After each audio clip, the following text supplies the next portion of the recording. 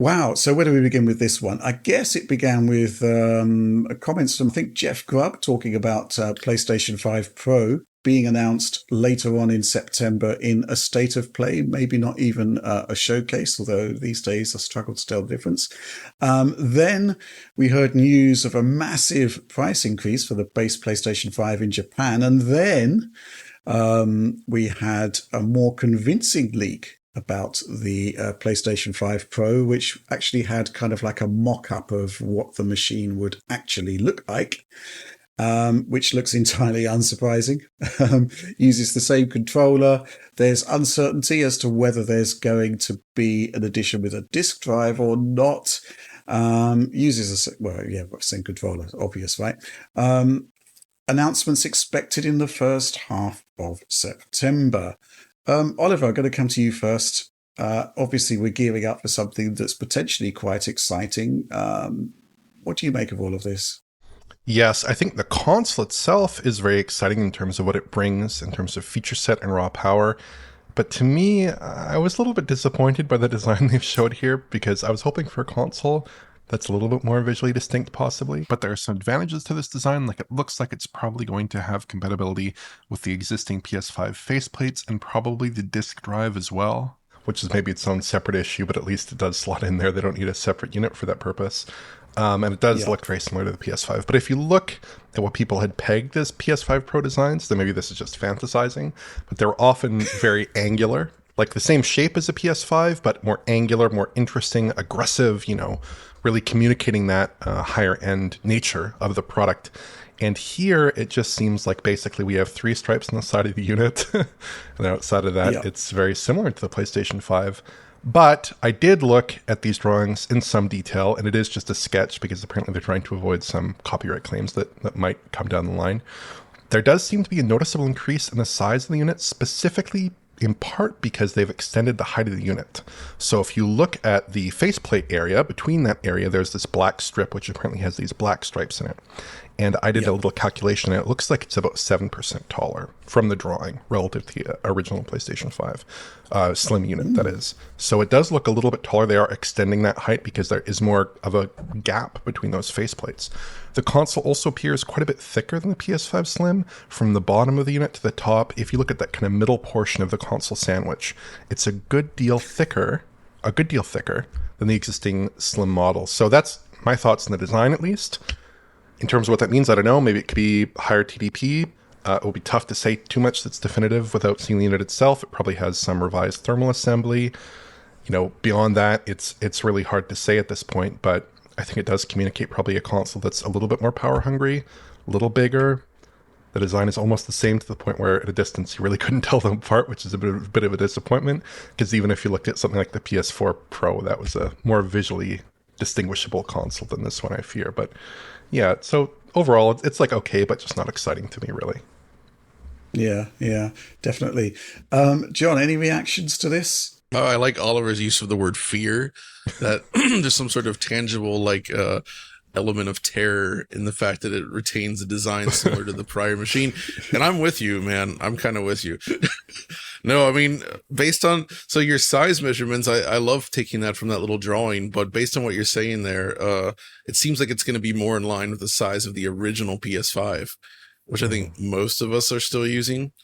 You can kind of see it there behind Rich over his microphone if you're watching the video Oliver, version. were you saying that that this new design is taller than the new model, or Taller than the new old model. The old model, right? Okay. maybe not. Right. But yeah, the new model. Well, Okay. so based on that center section that's in the drawing, if that is indeed real, well, first of all, I want to say that I think those racing stripes are pretty sharp. If done right, it could allow you to use the old faceplates from the slim line model, right? Yeah. As well as the disk drive, right? So it's just a way to extend the unit without breaking compatibility with those accessories, which I think is kind of clever in a way. Yeah, that would have all been factored into the original design as Exactly. well. Mm-hmm. But like Oliver, I am also kind of disappointed that it has that same weird, lopsided, strange design. I mean, I understand why they would keep that, because they've kind of, for better or for worse, they've already defined the visual language of the PS5. And the PS5 has been a success. I think the visual language of the PlayStation 3, they were able to play around with that because of the initial troubles that they had selling the unit. So like the slim and the new font, that was sort of like a rebirth for PlayStation 3. I don't think they want to do that here. And they want this to stay firmly within the PS5 family, likely due to a potentially high cost. It's like, hey, we've got two options for you. And that's cost is the thing I'm really curious about then, because as part of the story, as you mentioned, the Japanese price for the system due in part to the weak yen and likely scalpers scooping them up. They raised the price significantly, specifically in Japan. So to me, it says that they're still struggling to get the production cost down on the regular PlayStation 5, which makes you wonder then what the heck is the Pro going to cost? Are we looking at like an $800 console here? $700? Like, are we in 3DO territory now? Yeah, there's a lot to unpack here. I think, first of all, though, I just liked the idea that Oliver came up with, the idea that people were fantasizing about the shape of the PlayStation 5. Well, there were so many people like just putting like PS5 Pro into an image generator and coming up with a result and putting that as the lead image in their article. Exactly, the specific verb fantasizing kind of tickled me.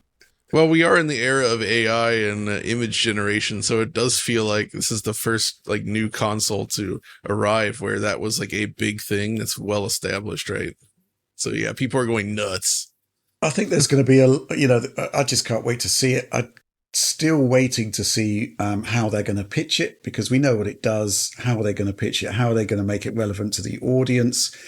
If it's only arriving in a state of play, that would be a profound disappointment. I mean, PlayStation 4 Pro's launch event that I went to back in the day, that was really cool, because there were similar question marks over the viability of the machine and, the point of the machine at that point. And, they had Mark Cerny come out, make a good presentation, and then we went behind the scenes, so to speak, to look at a bunch of demos. And those demos, by and large, were pretty good.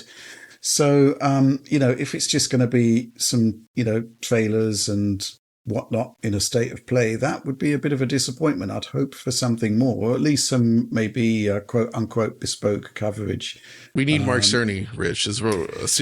And I'm not even joking. I think this is the kind of thing where you need to bring Mark Cerny out on stage and address the people, because he can present these things in a way. Absolutely. He has that magical, almost Steve Jobs like quality as far as like presenting something technical to the audience in a way that like gets people wanting to own. Yeah, he commands attention. There's no doubt about it. Yeah. If you look back at the road to PlayStation 5 back in the day, it was a really good case made for the machine. And, pretty much everything that he talked about there came to pass. And the claims that he was making about, the way the hardware was designed, I think they've come to pass as well. So, yeah, I'd love to see what he's got to say about, the enhanced ray tracing capabilities and the machine learning block that's in PlayStation 5 Pro. I think it'd be fantastic. Similarly, I think it would be great for somebody to be making the case for the advantages of machine learning in terms of producing an efficient design, which, PlayStation 4 Pro was kind of all about as well. It's not about just beefing up the GPU. It's about being smart with the design as well, which, seems to be a continuation of that in PlayStation 5 Pro. So I'm hoping that there would be something with a bit more meat to it. Then again, you think back to the road to PlayStation 5, because of COVID, there was no events surrounding the PlayStation 5 reveal. It was just that live broadcast. I'm sure it was live, thinking about it. Yeah. There was that broadcast. So maybe they're thinking that's enough as well. Yeah, really interesting stuff. It's all going to be about the games, though. It's what are they going to show and how are they going to show it? And, I guess the other thing, of course, is the fact, and we've talked about this in the past, that YouTube is just not a particularly great medium for showcasing the advantages of a fidelity-based platform, which is kind of one of the defining reasons we did a video downloads page for digitalfoundry.net. So, yeah, this is the challenge, right? How are you going to showcase those differences with the base PlayStation 5 when the prevalent video delivery system just isn't particularly great? I mean, it's fine, but maybe not a great fit for this.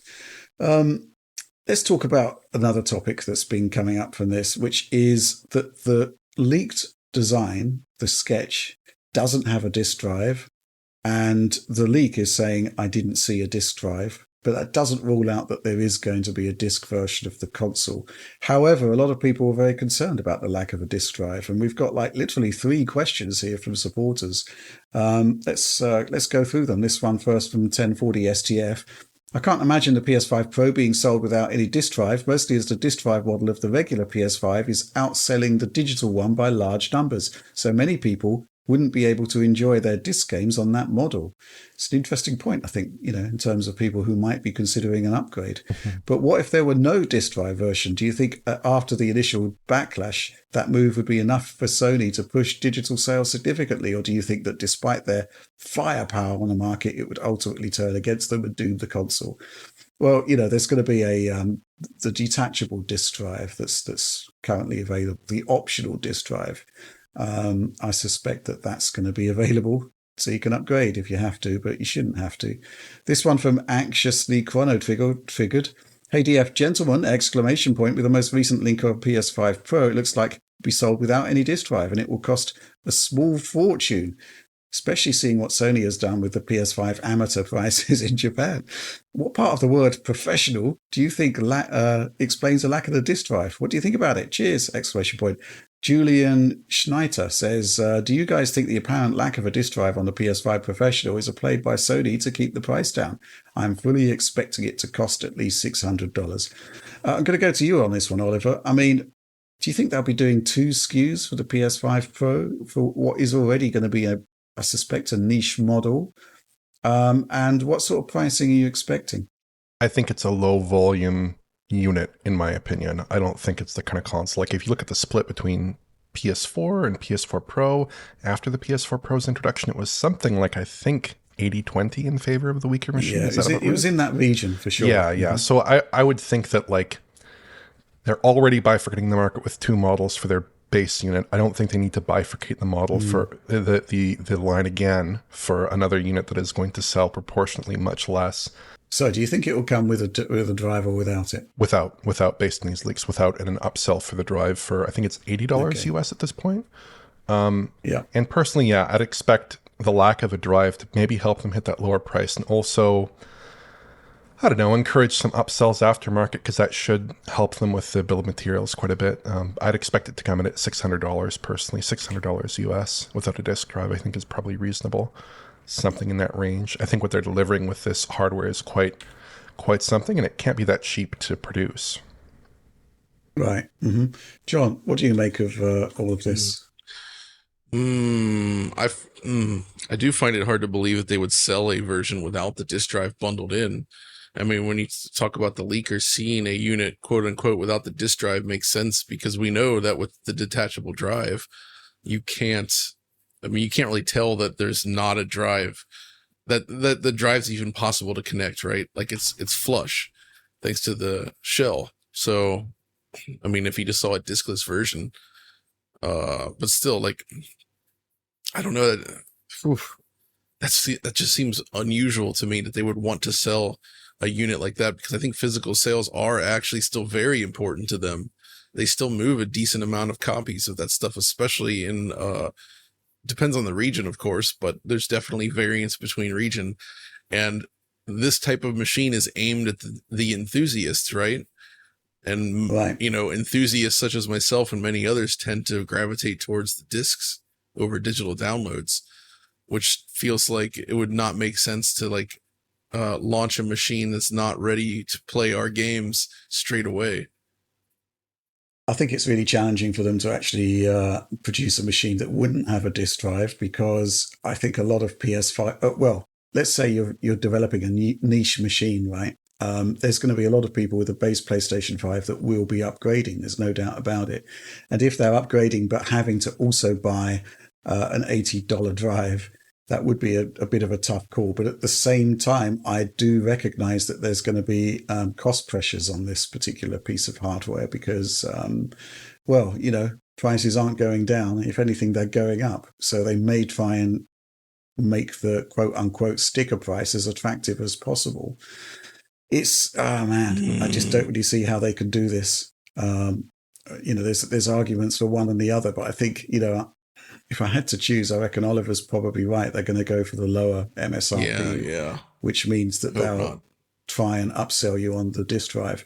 What that also means is that, similar to the situation with the PlayStation VR adapter, um, chances are that any disk drives will sell out very, very quickly. So I actually put in an order this morning for a detachable drive, just to cover my bases.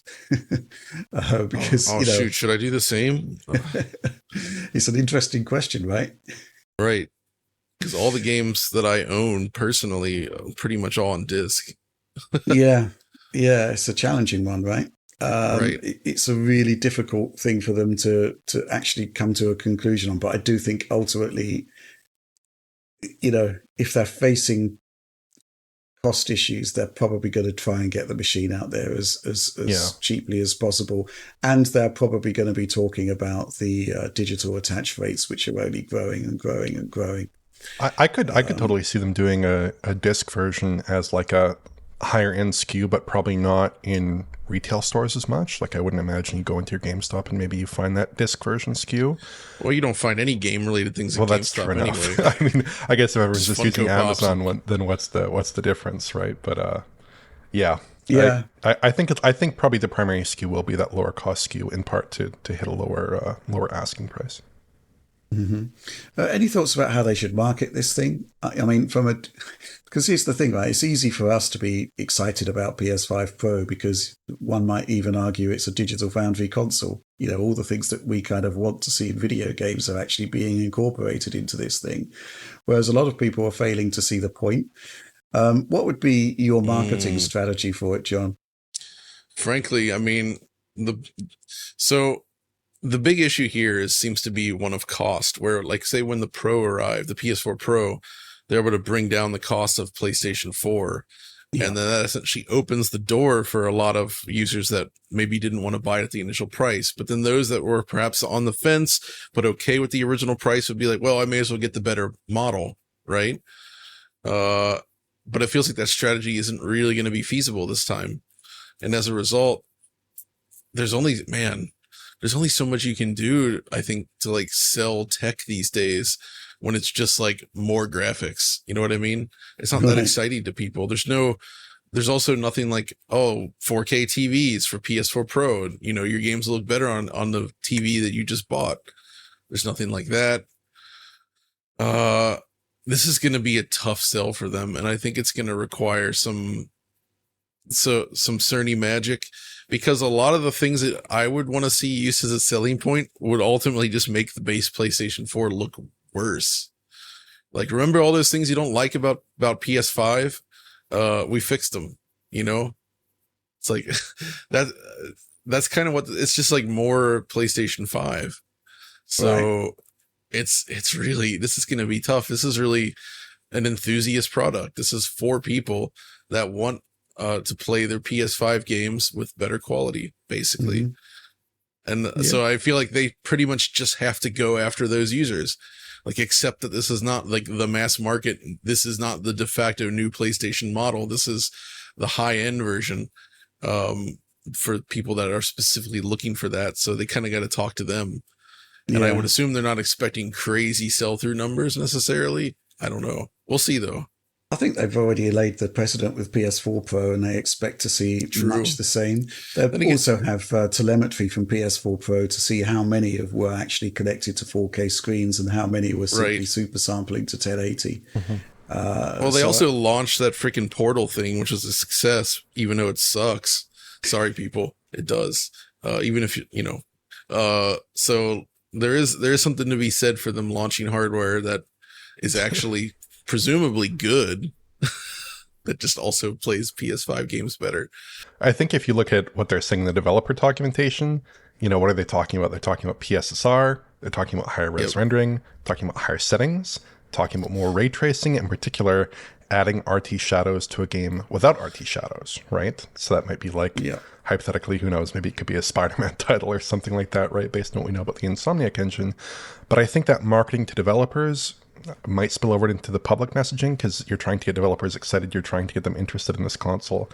You're also trying to get the public interested in the console. So maybe they could talk about those bespoke, interesting features. Maybe they'll also have some kind of label like PS5 Pro Enhanced. I could totally see that as well. Just something to try to communicate exactly what the enhancement is to the general public. But I think it's a much harder ask than when you look at the PlayStation 4 Pro, but especially the Xbox One X, where the marketing was just like, hey, this is a 4K console for your 4K television. Play your games, enjoy them at 4K, enjoy them at these really high resolutions to suit your set. Here it's much more like, well, it's almost kind of like the marketing is like, well, you know, we kind of sold you a 4K console, but this is the real 4K console in some respects, right? Which is not the most effective marketing, perhaps. Well, an 8K console, according to the box. They could just trot out the old introducing the world's most powerful console. You haven't truly lived until your dreams have too. I don't think there's really any Xbox Series. I don't think there's any real mystery to this. It's for it's a more expensive console for people that want better specs. I mean, it's not a difficult sell from that perspective. True. It's just, when we're talking about a mainstream proposition like PlayStation, the proportion of people that would want that machine is going to be lower. But an 80-20 split that we had with PS4 Pro transitioning to PS5 Pro, I can kind of see, they could probably do that. I don't see that being too much of an issue. And, I just think for people that are a bit frustrated with some of the issues that we've seen on PlayStation 5, it's the machine for them. Good case in point. I mean, we talked recently about Black Myth Wukong. I've been spending some time with the game this week, and it seems to me that those guys had a visual a vision in mind of how they wanted their game to look, and they weren't really prepared to compromise that much. And the end result is a game that has wildly variable performance on a console. And I think PlayStation 5 Pro could actually make a sizable difference on that. So I've got some content coming up pretty soon on that. I just think the wildly variable performance plus perhaps some inexperience with what console users expect from modes has produced a version that's not particularly great, but absolutely PlayStation 5 Pro could really make a big difference there. And, the thing about the machine learning block and PSSR, best case scenario, it's as good as DLSS, could even be slightly better, who knows? But, in that scenario, with the Pro, you could actually be running at lower resolutions internally than the base PlayStation 5 version and actually come up with a much better looking presentation at the end. Extra horsepower for ray tracing, extra horsepower for better performance. So, it could be a game changer. And it may well be the case that we're starting to see with Black Myth Wukong. Well, it's not the first, but there are games that are just pushing the base PlayStation 5 and the Xbox Series X just too hard. It's funny you mentioned that because I was playing Star Wars Outlaws the other day on PlayStation 5 in the performance mode, which is like bottoming out at 720p and upscaling that using FSR2. And I compared it against the PC version running with the LSS. And even though I was doing I think I was doing quality at 1080p there, so not too high of an internal resolution, a similar internal resolution perhaps, it was so much cleaner. And it's like, I think what people are identifying as poor image quality on PS5 really isn't just about that sharpness. Maybe that's even the secondary concern. It's really about image breakup, especially on elements like the hair in that game and lots of problems with fine details and specular and all this stuff that really gets mangled with FSR at times. So I think that you could actually have better image quality without really touching resolution or even lowering it. I mean, that would be quite a thing, but I think it's totally possible. Yeah, I think you're absolutely right. And that's a huge point right there. We're just at this point where these games are requiring such sacrifices to resolution and developers are leaning too heavily on reconstruction. That's not good enough. FSR2 we always beg on FSR2, but I have to clarify again when saying this, it's that I feel like it's being abused. FSR2 works well from high enough input resolution, but when you're dipping into like 720p lower than that, it just can't do it. It doesn't work well. The end results aren't good enough. You mentioned Star Wars, by the way, and I was playing that as well on my system, and the combination of DLSS with ray reconstruction and all the high ray tracing features, it just produces an image that's so stable. Yeah. Like, it just reminded me, like, man, like, this is what it's like to have high-end graphics, but without all the instability you get with all these temporal reconstruction techniques. Like, NVIDIA's solution right now is so good that it kind of gets rid of most of those artifacts to some degree. Well, it's going to be interesting to see just how close PSSR gets. And actually, we might be able to do some comparisons on that if they go back and, for example, retrofit PSSR to the Insomniac titles, for example, which I fully expect they probably would. So yeah, are we allowed to, Rich? Are we allowed to shorten PSSR as pisser, or would that be a bridge too far? Probably a bridge too far, John. All right, we'll stick with PSSR. Yes. Okay. I think we're getting very, very close to the point where it is probably going to be announced. It's just it feels like it's coming out of nowhere. I mean, we have these leaks and stuff, but just that silence is deafening. Yeah. Mm-hmm. I mean, this is basically how Sony works. They just don't confirm anything. They don't comment on rumor and speculation. Ways. That's the way it is until it actually happens, and then it is real. So, yeah. But, it does look as though we're slowly but surely reaching the point where we will actually become a real thing.